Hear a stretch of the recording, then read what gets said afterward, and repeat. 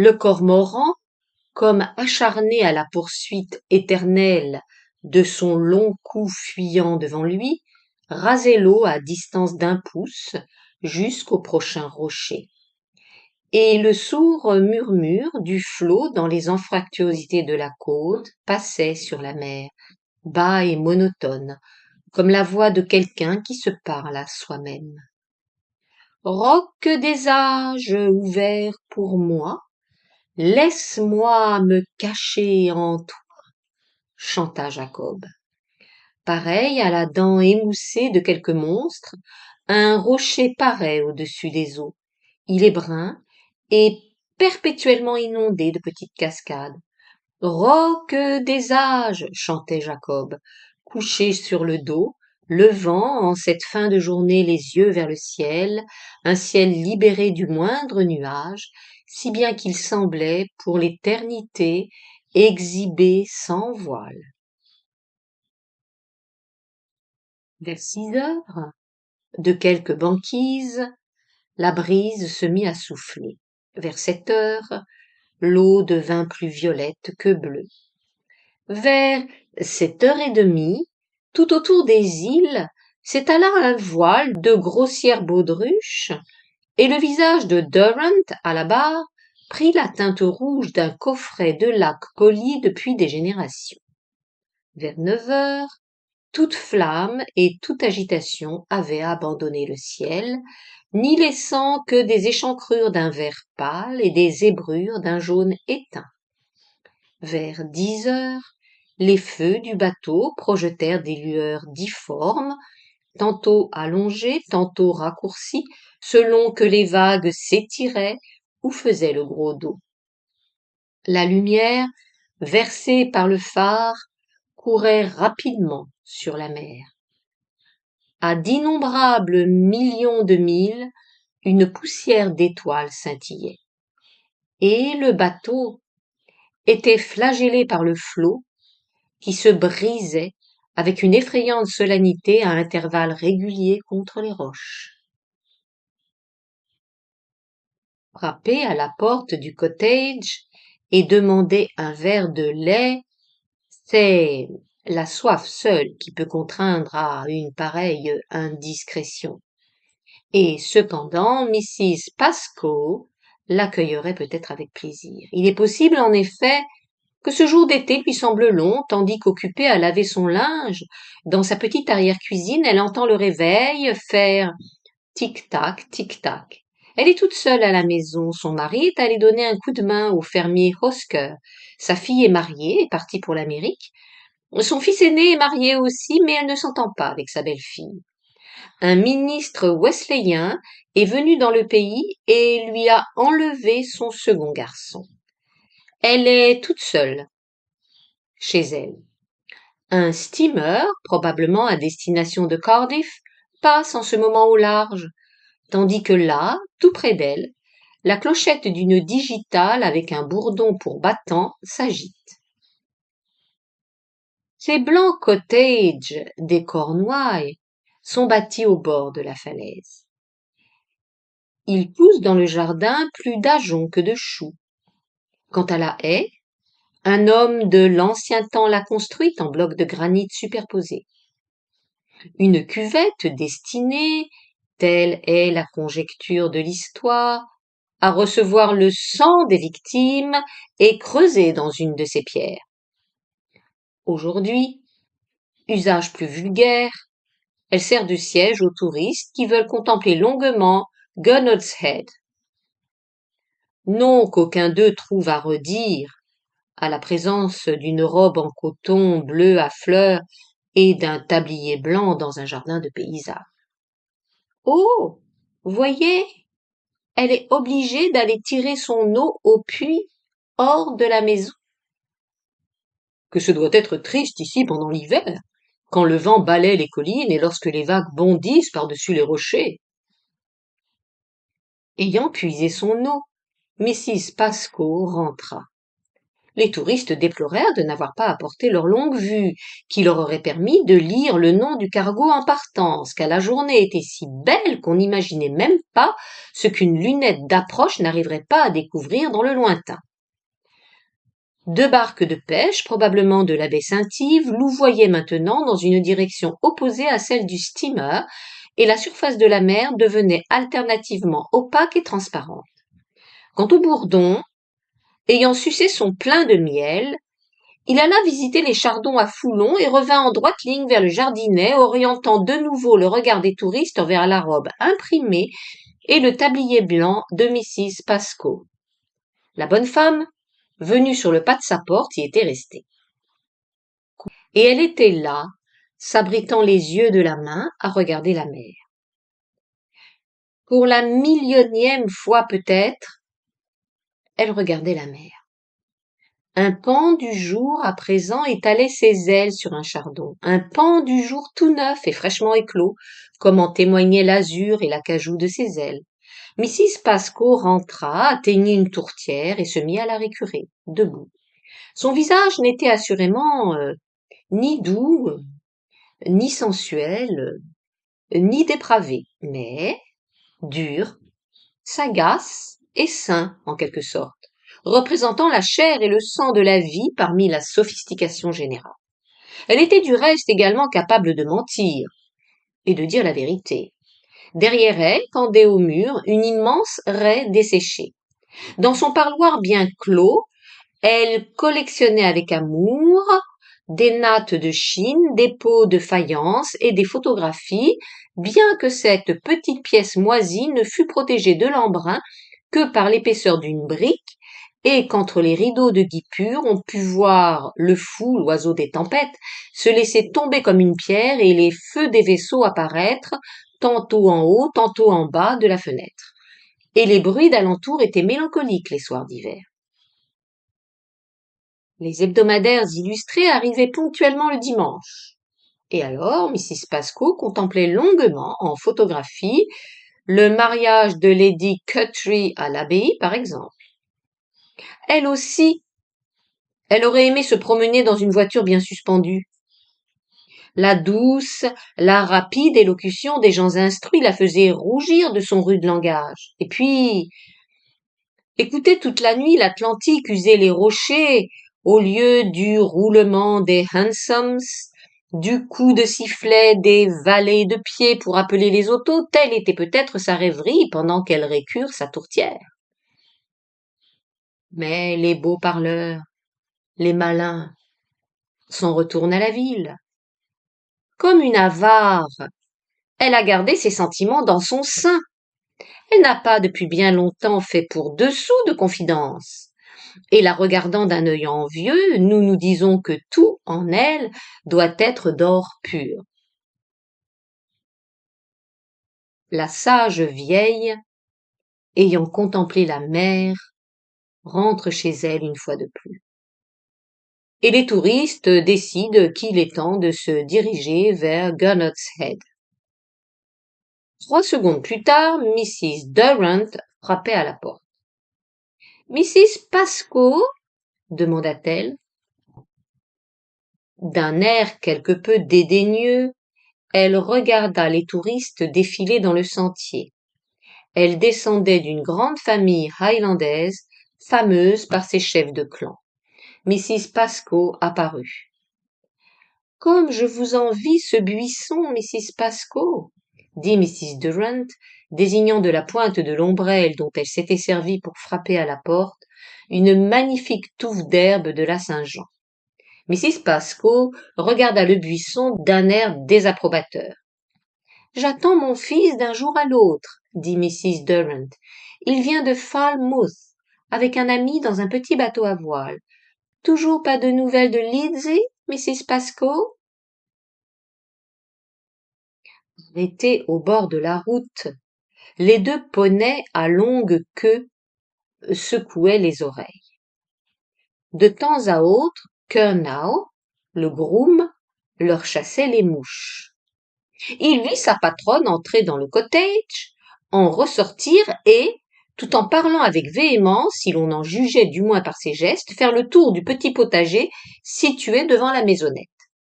Mrs. Pascoe était la tante de Curnow. Les deux femmes examinaient un petit buisson. Mrs. Durrant se baissa et en cueillit une brindille. Puis elle désigna du doigt, ses gestes étaient péremptoires, elle se tenait extrêmement droite, le plant de pommes de terre. Elles étaient malades. Toutes les pommes de terre cette année avaient la maladie. Mrs. Durrant faisait constater à Mrs. Pascoe à quel point ces pommes de terre étaient attaquées. Mrs. Durrant parlait avec autorité. Mrs. Pascoe écoutait avec soumission. Le petit domestique le savait. Mrs. Durrant était en train de dire que c'était on ne peut plus simple. On mélange la poudre dans 4 litres d'eau. Je l'ai fait de mes propres mains chez moi, disait Mrs. Durrant. Il ne vous restera pas une pomme de terre, pas une, disait-elle du ton emphatique qui lui était habituel, tout en se rapprochant de la barrière. Le jeune Curnow devint immobile comme une souche. Mrs. Durrant prit les rênes et s'installa sur le siège. « Soignez bien cette jambe-là ou je vous envoie le médecin » cria-t-elle par-dessus l'épaule. Elle toucha les poneys et la voiture partit, et le jeune Curnow eut juste le temps de s'enlever sur la pointe de sa botte. Assis au milieu du siège arrière, il regarda sa tante. Mrs. Pascoe était restée sur le seuil pour assister au départ. Elle y resta jusqu'à ce que la voiture eût pris le tournant. Elle resta debout sur le seuil de sa porte à regarder autour d'elle, puis rentra dans sa maison.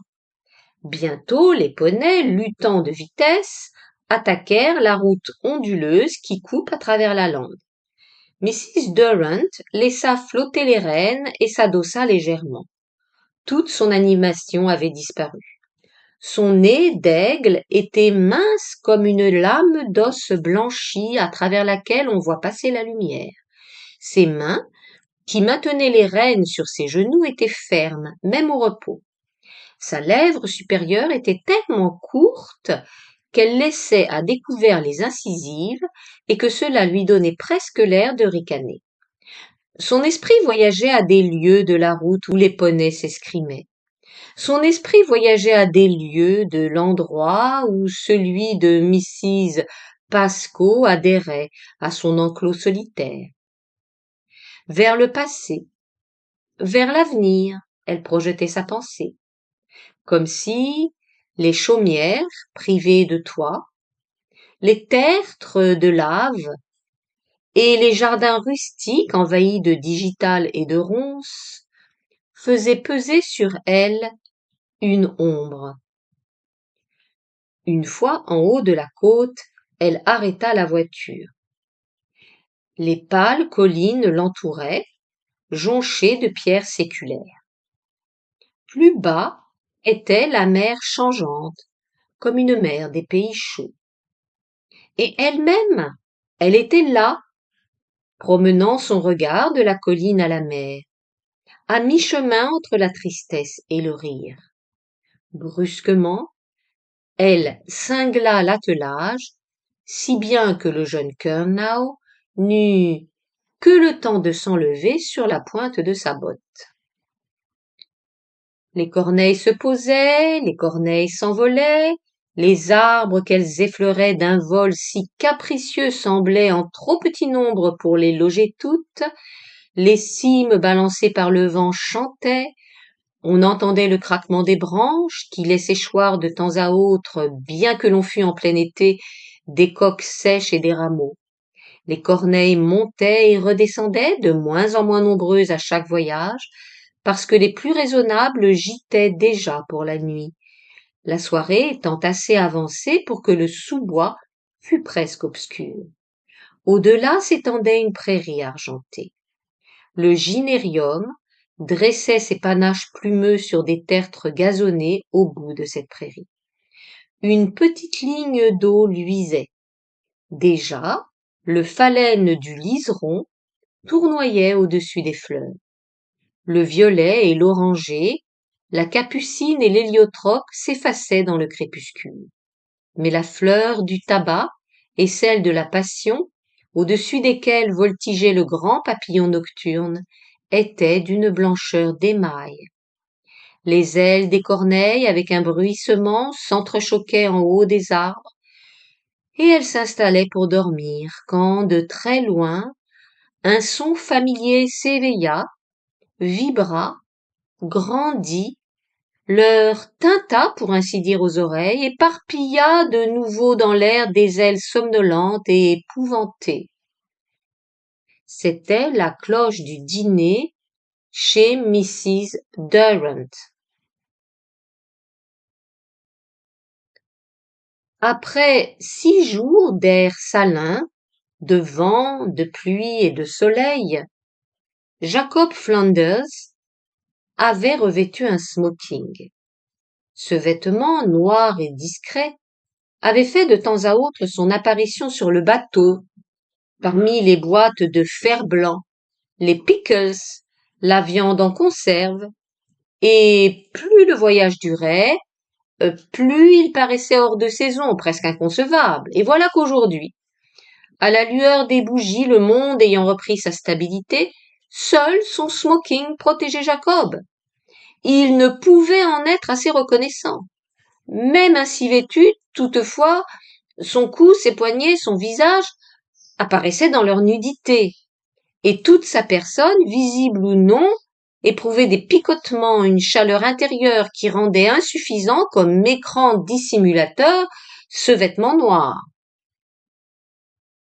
Jacob retira de dessus la table sa grande main rouge et la referma subrepticement sur des verres en cristal mousseline ou des fourchettes en argent ciselé. Les os de côtelettes s'ornaient de papillotes en papier rose. Et dire qu'hier encore il mordait à belles dents la viande autour de l'os au jambon. En face de lui, il voyait vaguement des formes floues à demi transparentes, vêtues de jaune clair et de bleu pâle. Derrière ces formes, il découvrait le jardin couleur vert de gris, et des bateaux de pêche paraissaient suspendus entre les feuilles piriformes de l'escalonia. Un voilier passait lentement derrière le dos des femmes. 2 ou 3 silhouettes confuses traversèrent en se hâtant la terrasse plongée dans le crépuscule. La porte s'ouvrit et se referma. Rien n'était stable, rien n'était continu. Comme des rames qui s'enfoncent tantôt à droite, tantôt à gauche, des bouts de phrases surgissaient tantôt ici, tantôt là, des différents points de la table. Oh, Clara, Clara! S'exclama Mrs. Durrant. Et comme Timothée répétait Clara, Clara, Jacob conclut que la personne vêtue de gaze jaune à laquelle on s'adressait, c'était Clara, la sœur de Timmy. La jeune fille sourit et rougit. Elle avait les mêmes yeux noirs que son frère, mais elle paraissait plus douce, plus effacée que lui. Les rires ayant cessé, elle dit « Mais maman, c'est vrai, je vous assure. Il avait dit, n'est-ce pas qu'il l'avait dit? Miss Elliot en est convenue. » Mais Miss Elliot, une grande femme grisonnante, était occupée à faire place à côté d'elle au vieux monsieur qui venait d'arriver de la terrasse. Jamais ce dîner ne finira, pensait Jacob, et il n'en désirait pas la fin, bien que le voilier fût passé d'un angle à l'autre de la fenêtre et qu'une lumière signalât l'extrémité de la jetée. Il vit Mrs. Durrant regarder cette lumière. Elle se tourna vers lui. « Était-ce vous ou Timothée qui gouverniez ?» demanda-t-elle. « Excusez-moi de vous appeler Jacob, j'ai tellement entendu parler de vous. » Puis ses yeux se tournèrent de nouveau vers la mer. Son regard se voila tandis qu'elle regardait. « Un petit village autrefois, dit-elle. Et aujourd'hui… » Sa serviette à la main, elle se leva de table et alla vers la fenêtre. « Vous êtes-vous disputés, vous et Timothée ?» demanda Clara timidement. « C'est ce qui me serait arrivé à moi. » Mrs. Durrant reprit sa place. On dîne tous les jours un peu plus tard, dit-elle en s'asseyant rigide et dominant la table. Vous devriez être honteux tous tant que vous êtes. Mister Clutterbuck, vous devriez avoir honte.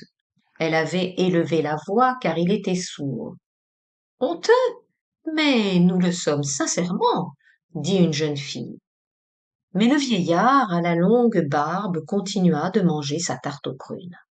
Mrs. Durant se mit à rire, appuyée au dossier de sa chaise comme si elle avait pour lui toutes les indulgences. Nous vous faisons juge, madame, dit un jeune homme à grosses lunettes et à moustache rutilante. Je soutiens que les conditions ont été remplies. Elle me doit un souverain. Pas avant le poisson. En même temps que le poisson, Mrs. Durant, dit Charlotte Wilding. Oui, tel était le pari. En même temps que le poisson, dit sérieusement Clara. Des bégonias, maman, en même temps que le poisson. Seigneur, dit Mrs. Durant. Charlotte ne paiera pas, dit Timmy. Comment avez-vous l'audace, dit Charlotte. Ce sera mon privilège, dit le tout aimable Mr. Wortley. Il tira de sa poche un porte-monnaie gonflé de pièces d'or et en glissa une sur la table. Alors, Mrs. Durant se leva et traversa la salle à manger, toujours se tenant très droite, et les jeunes filles en mousseline rose, en mousseline bleue et gaze d'argent la suivirent ainsi que la vieille Miss Elliot dans son velours, plus une petite femme aux joues roses, hésitante au seuil de la porte, proprette et timorée, une gouvernante sans doute. Tout le monde sortit par la porte ouverte sur le jardin. Quand vous serez aussi vieille que moi, Charlotte, dit Mrs. Durant, passant le bras de la jeune fille sous le sien pour faire les 100 pas sur la terrasse. Pourquoi êtes-vous si triste? Demanda Charlotte impulsivement. Je vous parais triste? J'espère que non, dit Mrs. Durant. Mon Dieu, oui, en ce moment-ci, mais vous n'êtes pas vieille. Assez pour être la mère de Timothée. Elle s'arrêtait, Miss Elliot regardait, au bout de la terrasse, le ciel dans le télescope de Mr. Clutterbuck. Le vieil homme sourd se tenait à côté d'elle, caressant sa barbe et citant les noms des constellations, Cassiopée, Andromède, Arcturus, Sidonie, etc. Andromède, murmura Miss Elliot, déplaçant légèrement le télescope. Mrs. Durant et Charlotte parcouraient du regard le corps de l'instrument, pointé vers le ciel. Il y a des millions d'étoiles, dit Charlotte avec conviction. Miss Elliot s'écarta du télescope. Dans la salle à manger, un jeune homme éclata de rire. Laissez que je regarde moi aussi, dit Charlotte avec vivacité. Les étoiles m'ennuient, dit Mrs. Durant, continuant sa promenade avec Miss Elliot. Autrefois, j'ai lu un ouvrage sur l'astronomie. Qu'est-ce qu'il raconte par là? Elle s'arrêta devant une des fenêtres de la salle à manger. Je vois Timothée, remarqua-t-elle. Et le jeune muet? Oui, Jacob Flanders, dit Mrs. Durant. Oh, maman, je ne vous reconnaissais pas, s'exclama Clara Durant, arrivant du côté opposé avec Elsbeth. Quel délice! Murmura-t-elle en froissant entre ses doigts une feuille de verveine. Mrs. Durant tourna le dos et s'écarta légèrement. Clara, appela-t-elle. Comme elles se ressemblent peu, dit Miss Elliot.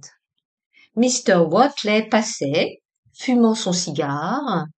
Je m'aperçois chaque jour de ma vie que je donne mon adhésion, entendit Miss Elliot. Devinez, devinez, que c'est intéressant, murmura-t-elle. Les premières fois que nous avons pu sortir après le dîner, on distinguait les fleurs des parterres, dit Elsbeth. On ne distingue plus grand-chose, dit Miss Elliot. Elle doit avoir été bien belle. Tout le monde en était amoureux naturellement, dit Charlotte. Et j'imagine que Mr. Wortley, elle s'interrompit. La mort d'Edward a été une chose tragique, dit Miss Elliot d'un ton péremptoire. À ce moment, Mr. Erskine se joignit aux dames. Rien de tel que le silence, dit-il avec fermeté. Par une soirée comme celle-ci, je distingue 20 bruits différents, sans compter vos voix. Un pari? Demanda Charlotte. Top là, dit Mr. Erskine. 1. La mer. 2. Le vent. 3. Un chien. 4. Il continua l'énumération. Pauvre Timothée, dit Elsbeth. Une bien belle soirée, cria Miss Elliot à l'oreille de Mr. Clutterbuck. Tentez de regarder les étoiles? Mon Dieu non, dit en riant doucement Mr. Clutterbuck quand il eut compris. Mélancolique et pourquoi? Pas un instant, mon Dieu non. Merci, Timothée, mais je rentre, dit Miss Elliot. Elsbeth, voici un châle. Je rentre aussi, murmura Elsbeth, l'œil rivé sur le télescope. Cassiopée, murmura-t-elle. Où êtes-vous tous? Cria-t-elle, cessant de regarder l'instrument. Comme il fait noir! Mrs. Durant, assise près de la lampe, dévidait un écheveau de laine. Mr. Clutterbuck lisait à haute voix le Times. Plus loin, sous une seconde lampe, s'affairaient autour de la table avec leurs ciseaux étincelants des jeunes filles occupées à tailler des costumes dans des étoffes de clinquant pour une représentation qu'elles voulaient donner. Mr. Wortley était plongé dans un livre. Oui, tout cela est parfaitement juste, dit Mrs. Durant en se redressant et en cessant de pelotonner. Et pendant le temps que Mr. Clutterbuck mit à finir le discours de Lord Lansdowne, elle se tint très droite, sans toucher à sa laine. Ah, Mr. Flanders, dit-elle, en lui parlant d'un air fier, comme si elle s'adressait à Lord Lansdowne lui-même. Puis elle soupira et se remit à l'ouvrage. Asseyez-vous ici, dit-elle. Jacob sortit de l'encoignure sombre où il se tenait, ne sachant que faire de lui. La lumière l'inonda, illuminant jusqu'à la moindre gerçure de sa peau, mais pas un muscle de son visage ne bougea. Il s'assit face au jardin. « Je voudrais que vous me parliez de votre voyage, dit Mrs. Durant. Oui, dit-il. Nous en avons fait un semblable il y a 20 ans, mon mari et moi. Oui, dit-il. Elle le regarda avec attention. Il est extraordinairement gauche, se disait-elle, en le voyant tripoter nerveusement sa chaussette. Mais il a l'air si distingué.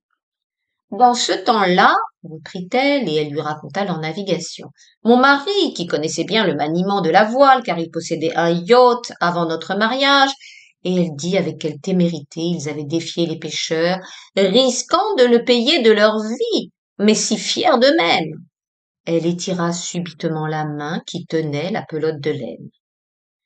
Voulez-vous que je tienne l'écheveau? Demanda Jacob d'un air contraint.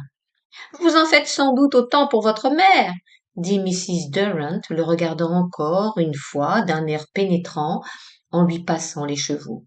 Il sourit mais sans rien dire.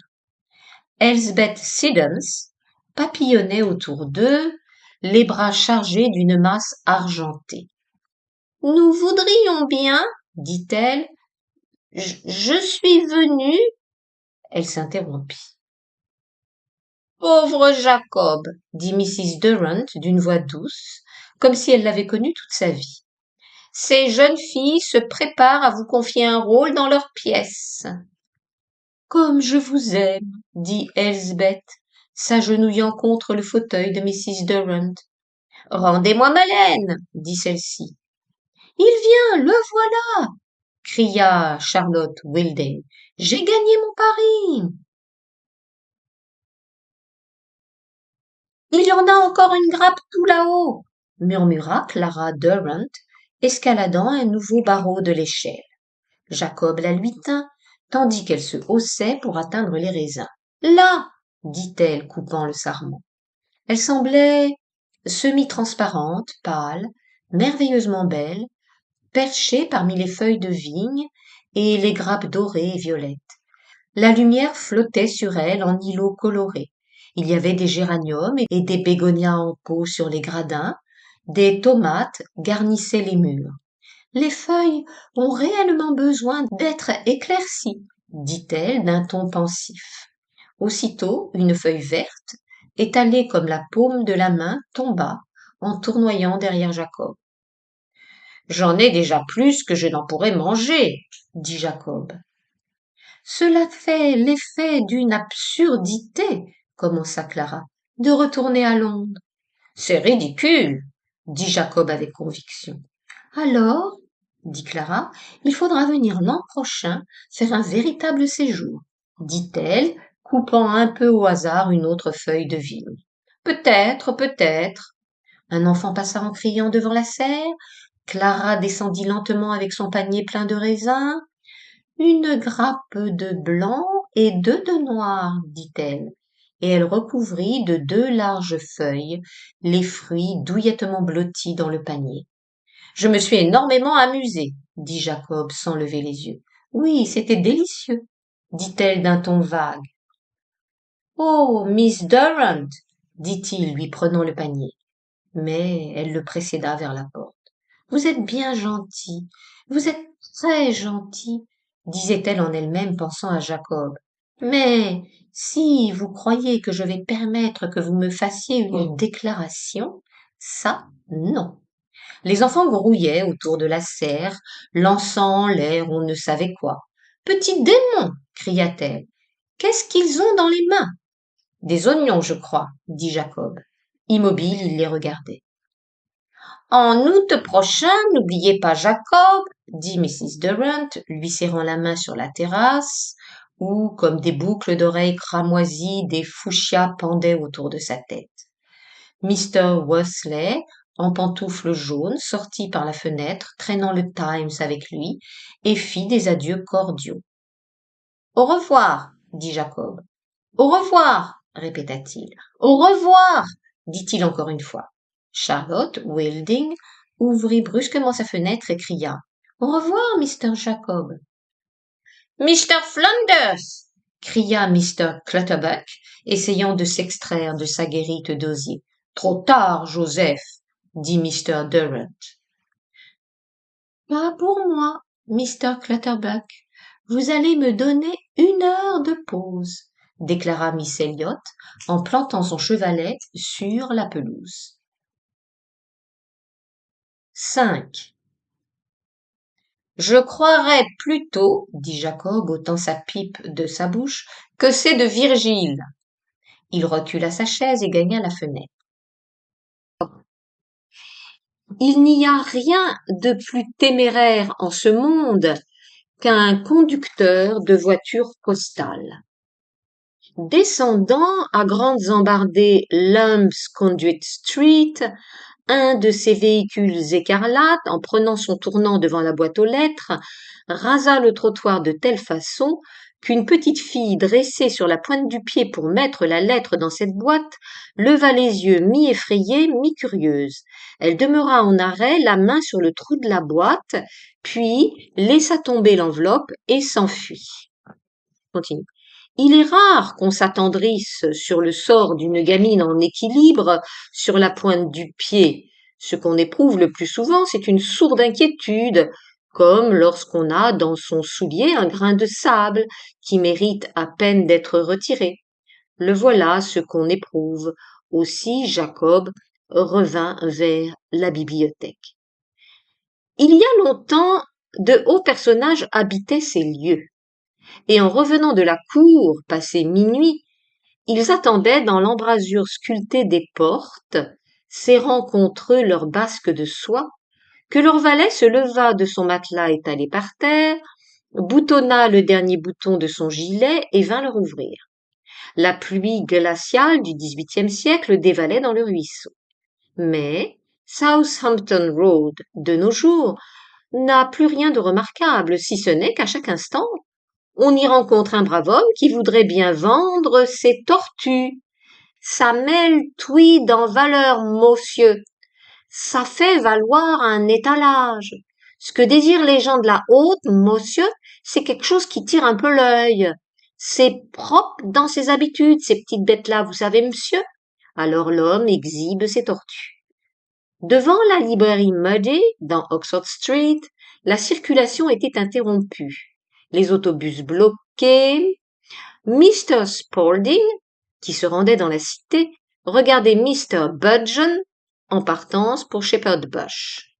La proximité des véhicules fournissait aux voyageurs l'occasion de se dévisager d'une voiture à l'autre. Peu en profitaient d'ailleurs. Chacun avait assez de penser à ses propres affaires. Chacun contenait son passé enfermé en lui, tel un livre connu par cœur. Livre dont ses amis ne lisaient que le titre James Spalding ou Charles Budgeon, et dont les voyageurs allant en sens inverse ne pouvaient rien lire du tout si ce n'est un homme à moustache rousse ou un jeune homme en gris qui fume sa pipe. Le soleil d'octobre se posait sur tous ces gens arrêtés là sans pouvoir bouger. Et c'est alors que le petit Johnny Sturgeon, chargé d'un gros paquet mystérieux, profita de l'occasion pour dégringoler de l'impériale et se faufiler à toute vitesse entre les roues des voitures. Une fois sur le trottoir, il se mit à siffler, et bientôt on le perdit de vue, à jamais. Les autobus, avec une secousse, se remirent en marche, et chacun, à part soi, éprouva du soulagement en pensant qu'il se rapprochait du terme de son voyage.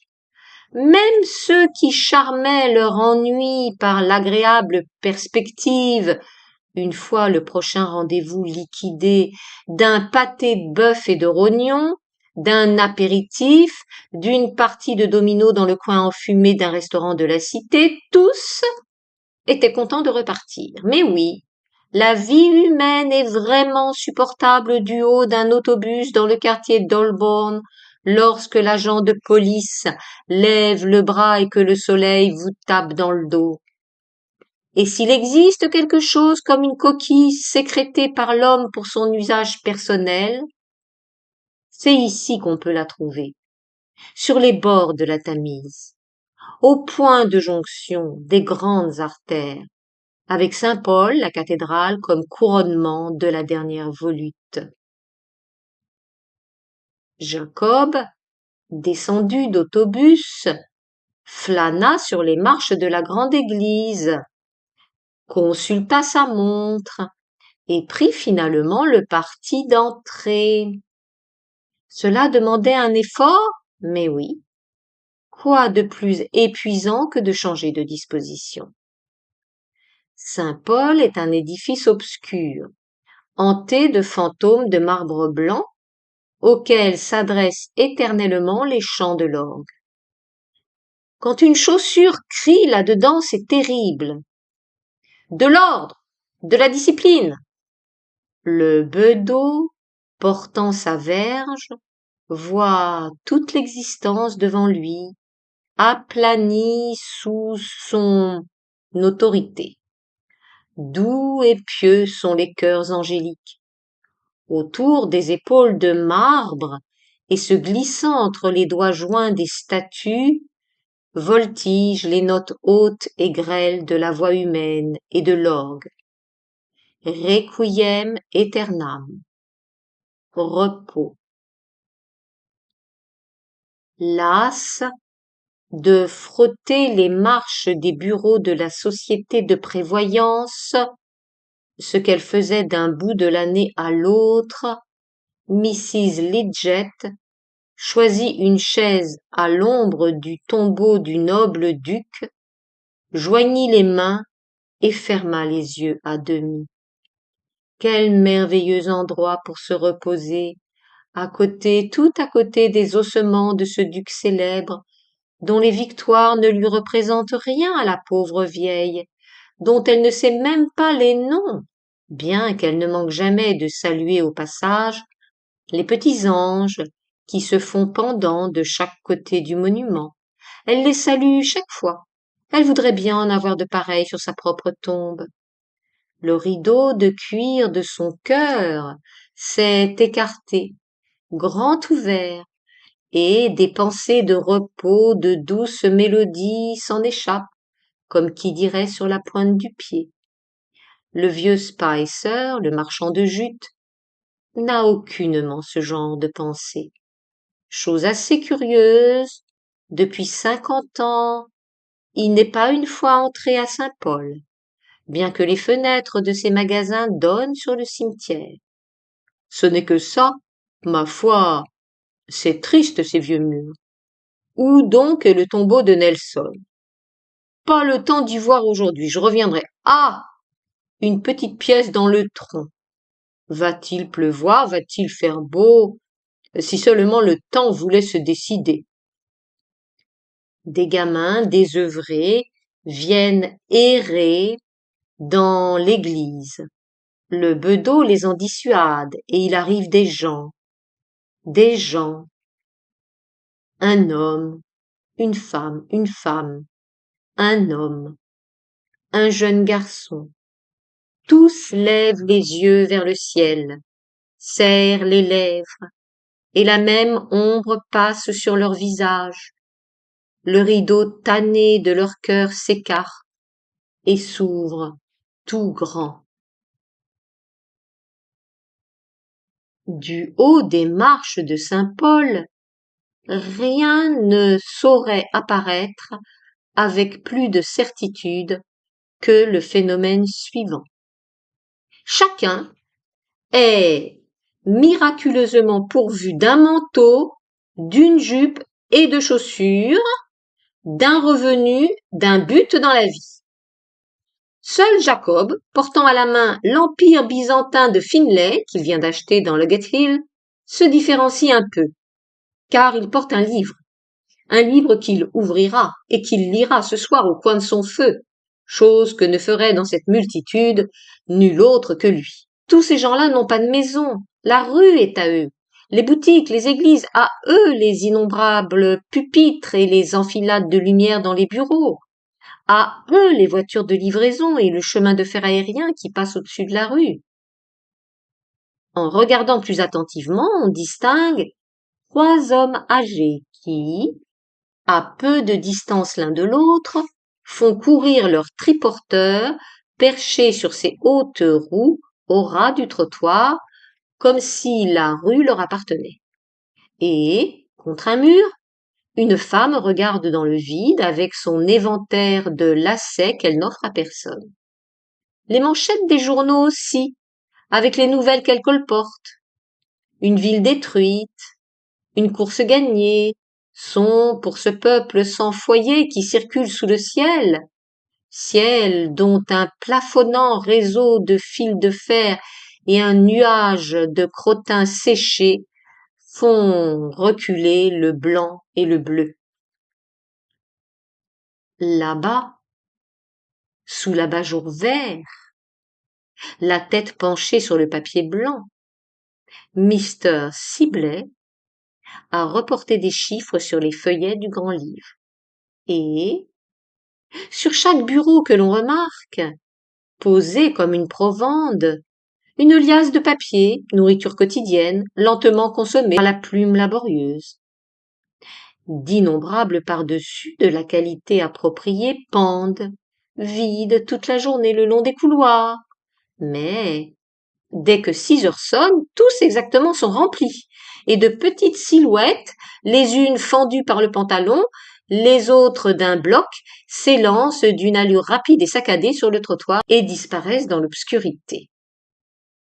Sous la chaussée, profondément enfouie, des galeries, où s'alignent des séries de lampes jaunes, mènent éternellement ces gens, ici ou là, et dans ce monde souterrain, des noms peints en grands caractères sur des plaques d'émail représentent les parcs, les squares et les carrefours du monde visible. Marble Arch et Shepherd's Bush, pour la plupart, cet arc de triomphe et ce buisson du berger, ne seront jamais que des blanches lettres sur fond bleu. En un seul point, Acton ou Holloway, Kensal Rise ou Caledonian Road, le nom représente un endroit où il y a des magasins pour acheter ce que l'on veut, et des maisons, dont une, entre autres, celle-ci sur la droite, près des arbres étêtés qui poussent entre les pavés, présente une fenêtre carrée, ornée de rideaux, et contient une chambre pour dormir.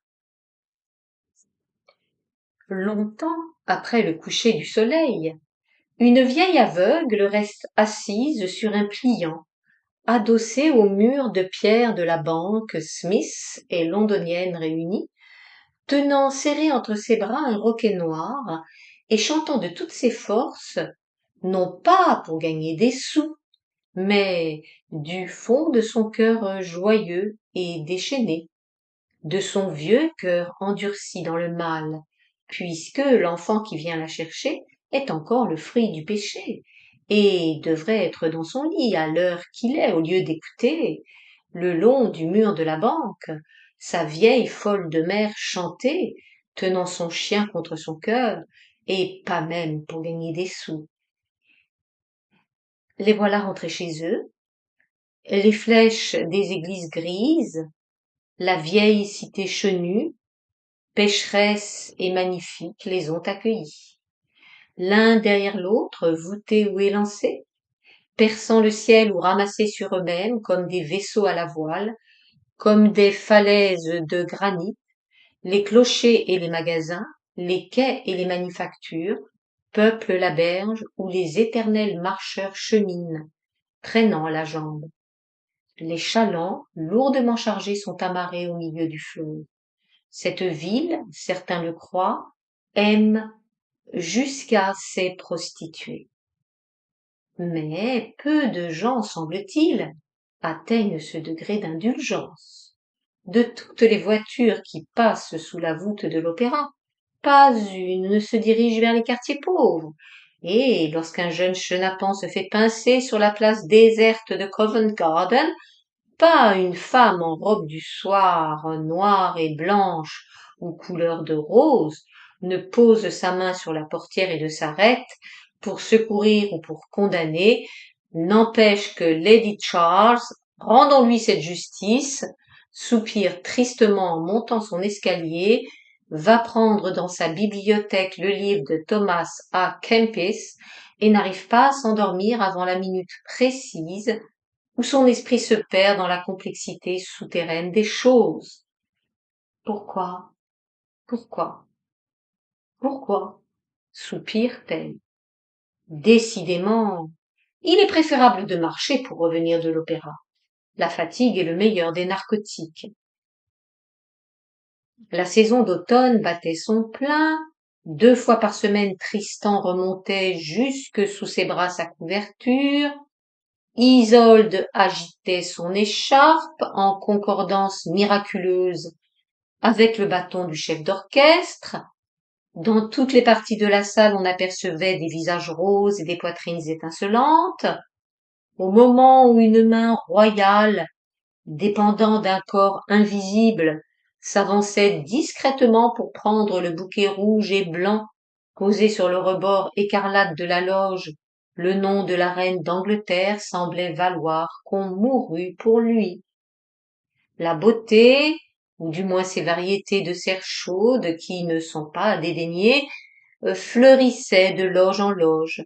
Et quoique rien de bien intéressant ne fût dit, et qu'il soit généralement admis que l'esprit a déserté les lèvres de Rose depuis la mort de Walpole à peu près, en tout cas depuis que Victoria, en costume de nuit, descendit à la rencontre de ses ministres, ses lèvres, vues à la lorgnette, restaient vermeilles et adorables.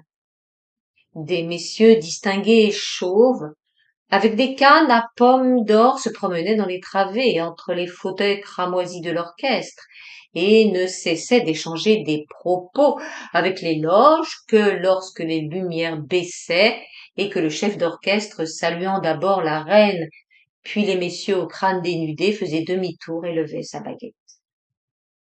2000 cœurs dans la pénombre se souvenaient alors, anticipaient, erraient dans les labyrinthes obscurs. Et Clara Durrant renonçait à Jacob Flanders, en savourant en effigie la douceur de la mort. Et Mrs. Durrant, derrière sa fille, au fond de la loge obscure, soupirait de son sec soupir. Et Mr. Wortley, changeant de position derrière la femme de l'ambassadeur d'Italie, se disait que Brangienne était un peu enrouée. Et, perché dans la galerie à 100 pieds au-dessus de leur tête, Edward Whittaker, subrepticement, dirigeait la lueur de sa torche électrique sur sa partition miniature, etc., etc. Bref, l'observateur perd le souffle tant il a de choses à observer. Seulement, pour nous empêcher d'être submergés par le chaos, la nature et la société réunies ont organisé un classement qui est la simplicité même. Les fauteuils, les loges, l'amphithéâtre, les galeries. Chaque soir, tous ces moules sont remplis. Point n'est besoin de distinguer les détails. Mais la difficulté subsiste.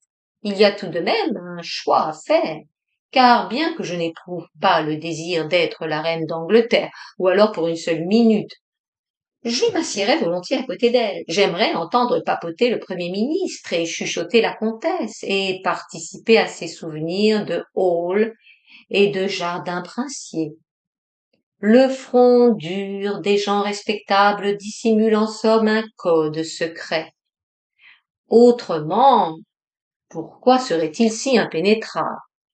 Et, comme d'autre part ce serait étrange, se débarrassant pour un instant de son masque protecteur, d'assumer un personnage, celui de n'importe qui, d'être le grand homme qui a gouverné l'Empire, de se reporter pendant que Brangienne chante à des passages de Sophocle, ou d'entrevoir dans un éclair tandis que le berger joue sur son chalumeau des ponts et des aqueducs. Mais non, il faut choisir son rôle, fût-il jamais plus dure nécessité. Nécessité qui entraîne plus de douleur, un désastre plus certain, car en quelque lieu que je me fixe, je suis certain de mourir exilé. Whittaker dans son garni, Lady Charles en son manoir. Un jeune homme, orné d'un nez comparable à celui de Wellington, après avoir occupé une place à 6 shillings et demi, fendit la foule le long des escaliers de pierre dès le baisser du rideau, comme si sous l'influence de la musique il se sentait encore quelque peu différent de ses semblables. À minuit, Jacob Flanders entendit tambouriner à sa porte. « Par Jupiter ! S'écria-t-il. Tu es justement l'homme qu'il me faut. Et, sans plus de cérémonie, il montra les vers qu'il avait tout le jour cherché à identifier. Seulement, ils étaient de Lucrèce, non de Virgile. Il va en être quelque peu assis, dit Bonamy lorsque Jacob eut terminé la lecture de son article. Jacob était excité. C'était la première fois qu'il lisait à haute voix quelque chose de lui. Sacré cochon, dit-il avec un peu d'outrance, car les compliments de Bonamy lui étaient montés à la tête. Le professeur Bulthill de Leeds avait publié une édition de Wycherley en omettant qu'il avait fait disparaître ou vider de leur sens ou simplement remplacé par des astérisques un certain nombre de termes ou de passages trop licencieux. Outrage au texte, disait Jacob. Manque de conscience, simple pruderie, marque d'un esprit libidineux et d'une nature méprisable. Dans son article, le titre de professeur était fortement tourné en ridicule. Et Leeds, comme centre d'érudition, devenaient objet de risée. La chose extraordinaire, c'est qu'ils étaient parfaitement dans le vrai, ces jeunes gens. Bien qu'au moment même où Jacob recopiait son travail, il sut qu'il ne serait jamais imprimé.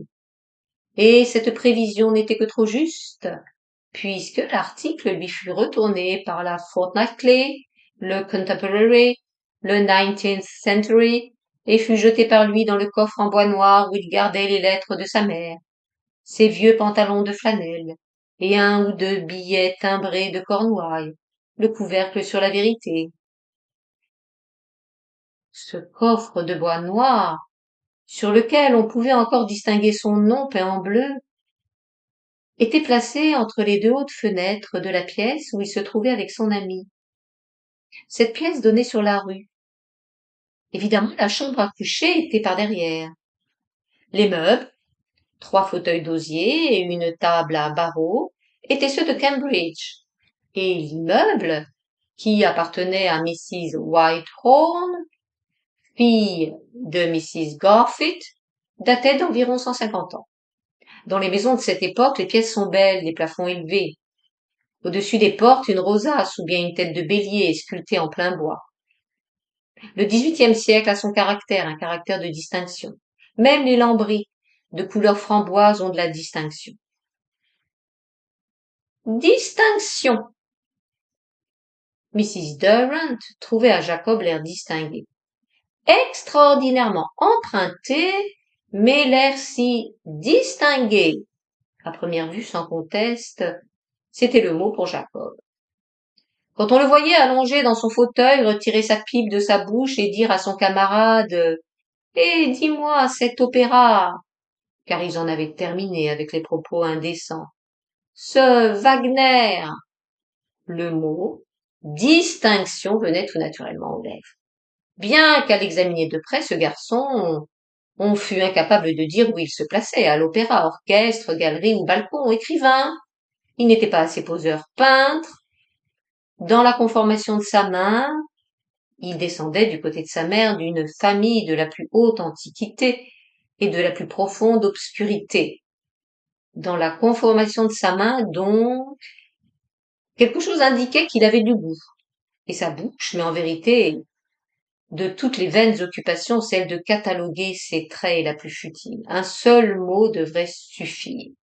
Mais si on ne le trouve pas, J'aime bien Jacob Flanders, écrivait Clara Durant dans son journal. Il est si peu mondain, fait si peu de manières. On ne peut pas dire ce qui plaît en lui, bien qu'il soit intimidant, car... Mais le fabricant de carnets de poche à 1 shilling octroie peu de place pour chaque jour. Et Clara n'était pas fille à empiéter sur le lendemain. La créature la plus modeste, la plus candide. Non, non, non, soupirait-elle. L'été passé, au seuil de la serre, non, ne parlez pas, ne gâtez pas. Quoi? Quelque chose d'absolument merveilleux. Mais, n'est-ce pas, ce ne sont là que des paroles de jeune fille amoureuse par-dessus le marché ou qui se défend d'aimer. Elle aurait souhaité que cette minute, précisément telle qu'elle était par ce matin de juillet, durât toujours, et les minutes passent. En ce moment même, par exemple, Jacob racontait une anecdote, une histoire qui lui était arrivée au cours d'un voyage à pied. L'auberge s'appelait le Pot qui mousse, et ce nom, rapproché de celui de l'hôtelière, lui et son ami criaient à force de rire. La plaisanterie était des plus roides. C'était lui, pourtant, que Julia Elliott appelait le jeune muet. Et lorsqu'elle dînait en ville avec des premiers ministres, sans doute elle pensait s'il veut faire son chemin dans le monde, il faut que sa langue se délie. Après le séjour de Jacob, Timmy n'avait fait aucun commentaire. La femme de chambre s'était trouvée bien rémunérée de ses peines.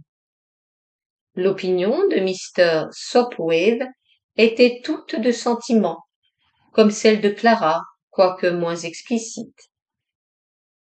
Betty Flanders, au sujet d'Archer, était romanesque, tendre à l'égard de John et déraisonnablement irrité de la gaucherie de Jacob lorsqu'il venait à la maison. Jacob était le préféré du capitaine Barfoot. Mais quant à dire pourquoi, il semble que les hommes et les femmes soient également sujets à l'erreur. Qu'une opinion de nos semblables, perspicace, impartiale et vraiment justifiée soit entièrement impossible. Ou nous sommes hommes, ou nous sommes femmes. Nous sommes froids ou sentimentaux. Nous sommes jeunes ou nous vieillissons. Dans tous les cas, la vie n'est qu'une procession d'ombres, et Dieu sait pour quelle raison, puisqu'il s'agit d'ombres, nous nous y cramponnons si fort et les voyons disparaître avec une telle angoisse. Et pourquoi, si cela est vrai et plus que vrai, pourquoi nous arrive-t-il encore d'être surpris dans l'embrasure d'une fenêtre par la soudaine révélation que ce jeune homme, dans ce fauteuil, est, de toutes les choses de ce monde, la plus réelle, la plus consistante, la mieux connue de nous. Pourquoi? En vérité, puisqu'un instant après, nous ne savons plus rien de lui. Telle est notre façon de juger. Telles sont les conditions de nos amours. Ouvrez la parenthèse. J'ai 22 ans. Voici bientôt la fin d'octobre. Quoique malheureusement l'on soit environné d'un grand nombre d'imbéciles, la vie est parfaitement agréable. Il faut porter son effort sur une chose ou sur une autre, n'importe laquelle. Tout est réellement très amusant, sauf de se lever chaque matin et de mettre parfois un habit à queue. Fermez la parenthèse. Dis donc, bon ami, et Beethoven? Qu'est-ce que tu en penses de Beethoven? Ouvrez les parenthèses. Bon ami est un type étonnant, pratiquement au courant de tout, en littérature anglaise, pas plus calé que moi. Mais tous ces écrivains français les a lus. Fermez la parenthèse. J'ai plutôt l'impression que tu te mets le doigt dans l'œil, bon ami, en dépit de tes paroles. Ce malheureux Tennyson... Ouvrez la parenthèse. La vérité, c'est qu'il aurait fallu nous enseigner le français. À cette heure-ci, j'imagine le vieux Barfoot fait la causette avec ma mère. Drôle d'histoire, celle-là, coup sûr. Je ne vois pas bon ami à la maison. Sale Londres. Fermez la parenthèse. Des voitures maraîchères passaient avec fracas dans la rue. Si on faisait une grande balade à pied samedi prochain? Parenthèse. Qu'est-ce qui se passe samedi? Fin de parenthèse. Alors, tirant son carnet, Jacob s'assure que la soirée chez les Durant a lieu la semaine suivante. Mais, quoique tout ceci puisse fort bien être vrai, car c'est bien ainsi que parlait et réfléchissait Jacob, c'est ainsi qu'il croisait les jambes et regarnissait sa pipe, buvait son whisky à petits coups, et par instants consultait son carnet en se passant la main dans les cheveux.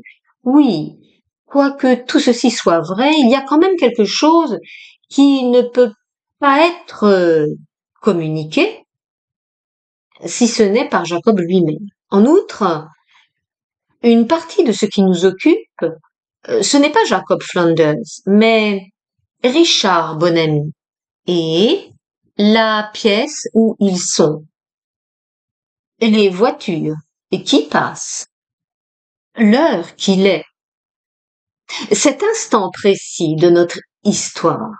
Et puis, considérez l'influence du sexe. Voyez comme entre hommes et femmes, il oscille, tremblant, hésitant. Si bien qu'on découvre ici une vallée, ici un pic, alors qu'en vérité peut-être tout est plat comme la main. Les mots justes eux-mêmes ont l'accent mal placé. Mais, sans arrêt, on ne sait quoi nous oblige à bourdonner, à vibrer comme le sphinx du Troène à l'entrée de la caverne mystérieuse, et à doter Jacob Flanders d'un tas de qualités qu'il ne possède nullement, car bien qu'il soit, c'est un fait, en train de causer avec bon ami, la moitié de ce qu'il dit ne vaut pas la peine d'être répété, est en grande partie inintelligible, concerne des inconnus, des membres du Parlement. Le reste est avant tout matière à conjecture. Pourtant nous voici devant lui, les ailes vibrantes. Oui, dit le capitaine Barfoot en vidant sa pipe contre le montant de la cheminée de Betty Flanders et en boutonnant son pardessus. Oui, cela double ma besogne, mais je n'en ai qu'une. Il venait d'être nommé conseiller municipal. Lui et Betty regardaient la nuit, la même que celle de Londres, mais beaucoup plus limpide. 11 heures sonnaient aux horloges des églises. Le vent venait de la mer, et toutes les fenêtres des maisons voisines étaient obscures. Les Page dormaient, les Garfitt dormaient, les Crump dormaient, tandis qu'en ce moment à Londres, sur la colline du Parlement, on brûlait Guy Fawkes. 6.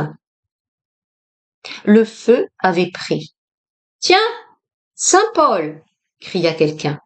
Lorsque le bois se mit à flamber, toute la ville de Londres fut illuminée l'espace d'un instant. Sur 3 côtés, le bûcher, d'ailleurs, n'éclairait que des arbres. Parmi les visages qui apparaissaient colorés et vifs comme s'ils étaient peints de rouge et de jaune, le plus remarquable était celui d'une jeune fille. Par quelque jeu de la flamme, elle semblait n'avoir pas de corps. Sa face et sa chevelure flottaient dans le vide devant ce feu se détachant sur un fond noir.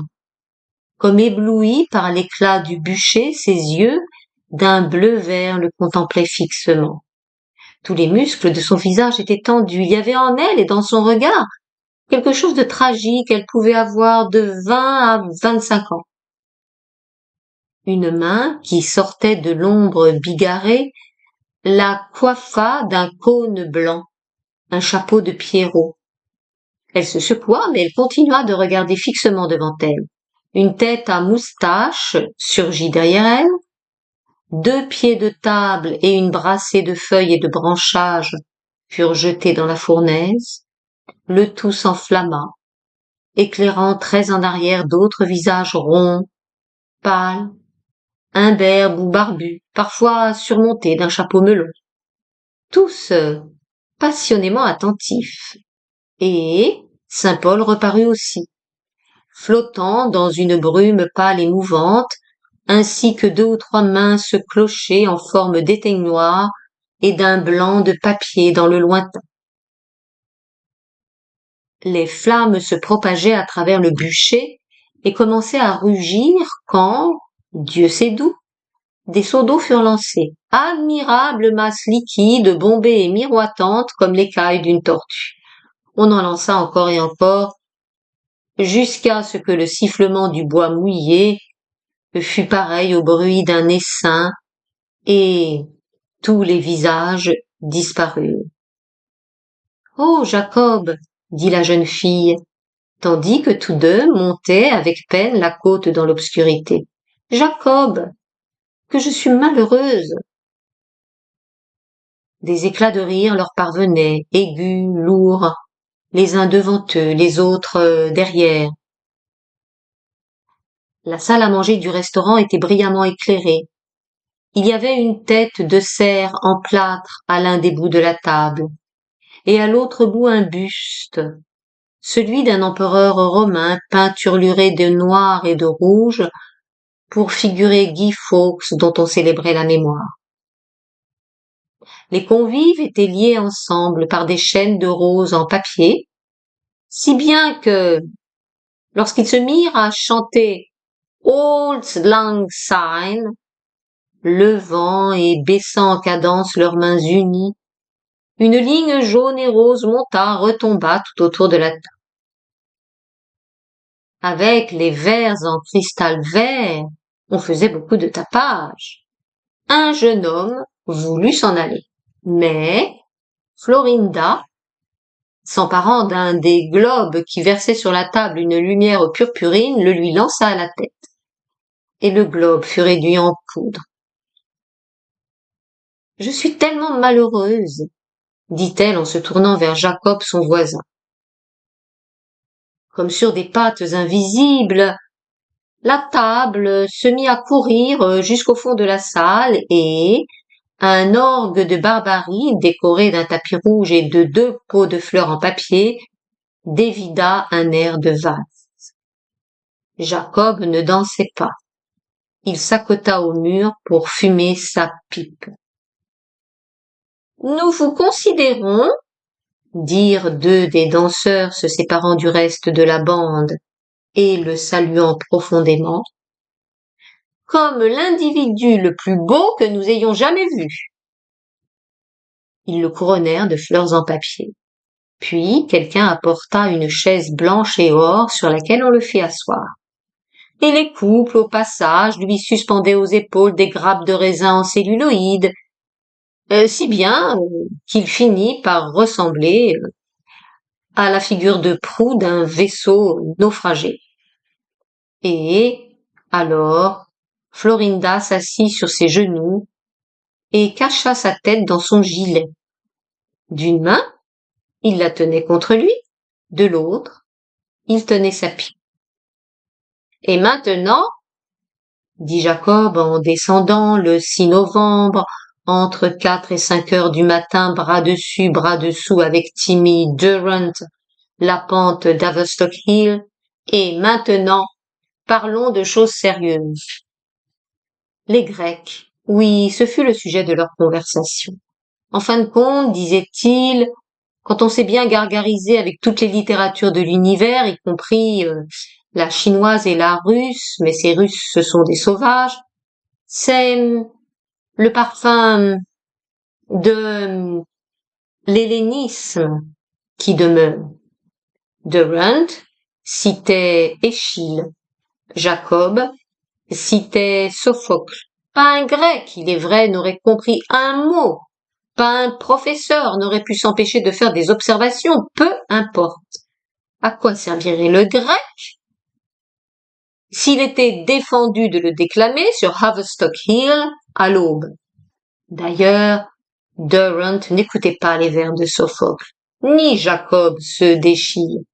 L'un et l'autre, pleins d'eux-mêmes, l'air triomphant, il se figurait avoir lu tout ce qu'il y a de livres dans le monde, avoir commis tous les péchés, avoir connu toutes les passions, toutes les joies. Les civilisations se dressaient autour d'eux comme des fleurs, prêtes à être cueillies. Les âges venaient battre à leurs pieds comme des flots à marée montante et, contemplant tout ce qui s'estompait dans la brume, les lumières, les ombres de Londres, les 2 jeunes gens décernaient la palme à la Grèce antique. « Je pense, » dit Jacob, « que nous sommes le seul peuple qui comprenne la pensée grecque. » Ils prirent un café dans une cantine où les percolateurs en métal bruni étaient éclairés par des quinquets alignés le long du comptoir. Prenant Jacob pour un jeune officier de bonne famille, le débitant leur parla de son fils, qui était à Gibraltar. Et Jacob, ayant flétri l'armée britannique, entama l'éloge de Wellington. Ils repartirent en parlant des Grecs.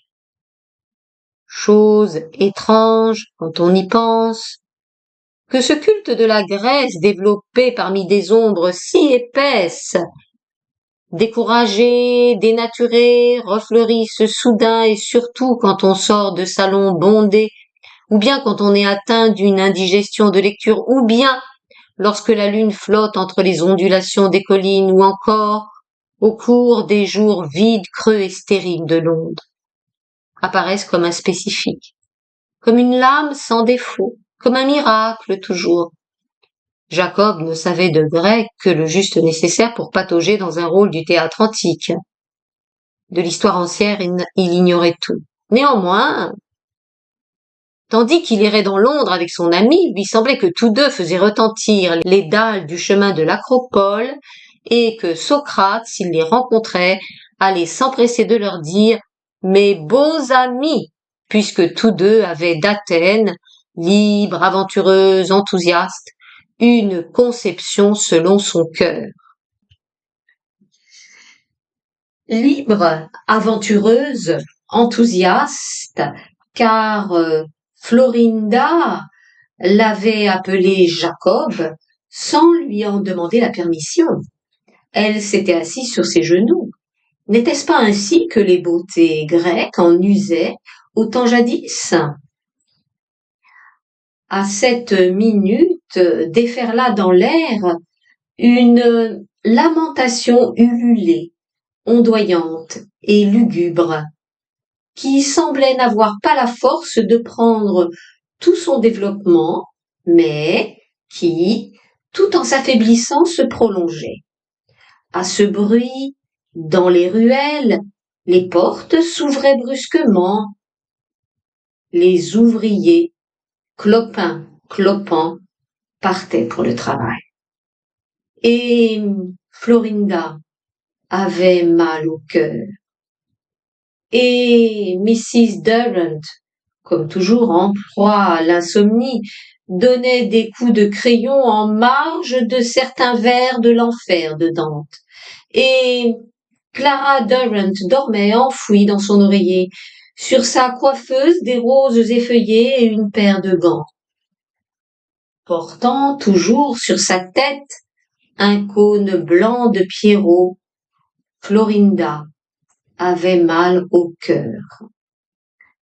Sa chambre semblait faite pour de telles catastrophes.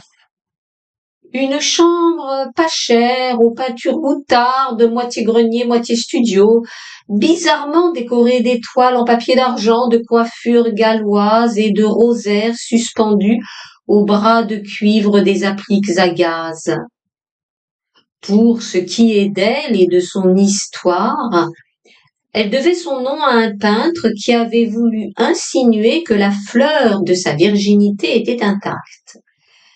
Quoi qu'il en pût être, elle n'avait pas de nom de famille et, pour garant, ne possédait que la photographie d'une pierre tombale sous laquelle son père était enterré, à ce qu'elle disait. Elle insistait volontiers sur les dimensions de cette pierre, et le bruit courait que son père était mort des suites d'un allongement des os que rien ne pouvait arrêter. Avec autant de vraisemblance, elle racontait que sa mère avait joui des faveurs d'un royal maître, si bien que Florinda était une princesse, de temps à autre, et principalement quand elle avait bu. Ainsi, abandonnée à elle-même, jolie par-dessus le marché, avec des yeux tragiques et des lèvres d'enfant, elle parlait davantage de la virginité que la plupart des femmes. Et elle ne l'avait perdue que la nuit précédente.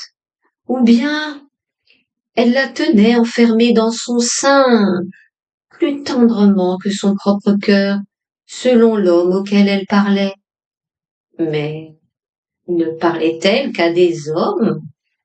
Non, elle avait une confidente, la mère Stuart. Stuart, comme cette dame le faisait remarquer, est le nom d'une maison royale. Mais ce qu'elle voulait dire par là, personne ne le savait. On savait seulement que Mrs. Stuart recevait un mandat poste tous les lundis, qu'elle possédait un perroquet, croyait à la transmigration des âmes et lisait l'avenir dans les feuilles de thé. Comme le papier de tenture défraîchi d'un garni, elle servait de repoussoir à Florinda. Et voilà que Florinda, après avoir bien pleuré, avait passé la journée à errer dans les rues. S'était arrêtée à Chelsea, à regarder couler l'eau. Elle avait longuement flâné devant les étalages, avait ouvert son sac et s'était poudré les joues en omnibus, avait lu ses lettres d'amour en les appuyant contre le pot à lait de la crèmerie, avait découvert un éclat de verre dans le sucrier, avait accusé la serveuse de vouloir sa mort, avait prétendu que des jeunes gens la dévisageaient, et s'étant finalement trouvée le soir devant la maison de Jacob, s'était avisé tout d'un coup qu'elle le préférait, ce Jacob, à de sales juifs. Et s'étant assise auprès de sa table, il recopiait son essai sur la valeur morale de l'obscénité. Elle avait retiré ses gants et raconté que la mère Stuart l'avait rossé à coups de couvre-théière sur la tête. Quand elle disait qu'elle était pure, cela ne se discutait pas. Jacob la croyait sur parole. Elle babillait au coin du feu, parlant de peintres connus. Elle n'oubliait pas la tombe de son père, belle et farouche et facile à la fois, comme les femmes de l'Antiquité grecque, pensait Jacob. Et voilà la vie. Lui, c'était un homme. Et Florinda était pure. Elle le quitta en emportant un volume de Shelley sous son bras. La mère Stuart, disait-elle, lui avait souvent parlé de Shelley. Les innocents sont admirables. Penser que vis-à-vis d'elle-même, cette jeune fille avait dépassé le mensonge, Jacob n'étant pas assez sot pour la croire implicitement, s'émerveiller avec un sentiment d'envie de cette existence à la dérive, la sienne lui semblant par comparaison trop choyée et même cloîtrée. Avoir sous la main comme spécifique contre tous les désordres de l'âme Adonai et le théâtre de Shakespeare, supputer de sa part à elle une camaraderie enthousiaste, de sa part à lui protectrice, mais sur un pied d'égalité, car la femme, pensait Jacob, étant tout l'égal de l'homme, une telle innocence est assez admirable, et peut-être pas si ridicule après tout. Lorsque Florinda, ce soir-là, rentra chez elle, premièrement, elle se lava la tête, puis elle mangea des bouchées au chocolat. Ensuite, elle ouvrit Shelley. Il l'ennuya terriblement, avouons-le. Qu'est-ce que tout cela pouvait bien vouloir dire? Elle était obligée de se parler à elle-même qu'elle ne mangerait pas un morceau de chocolat avant d'avoir tourné la page. En réalité, elle dormait. C'est que la journée avait été longue, que la mère Stuart lui avait jeté à la tête le couvre-théière, que l'on fait dans les rues des rencontres épouvantables, et bien qu'ignorante comme une carpe, incapable d'arriver à déchiffrer correctement ses lettres d'amour, Florinda n'en avait pas moins sa manière de voir, préférait certains hommes à d'autres, elle, que la vie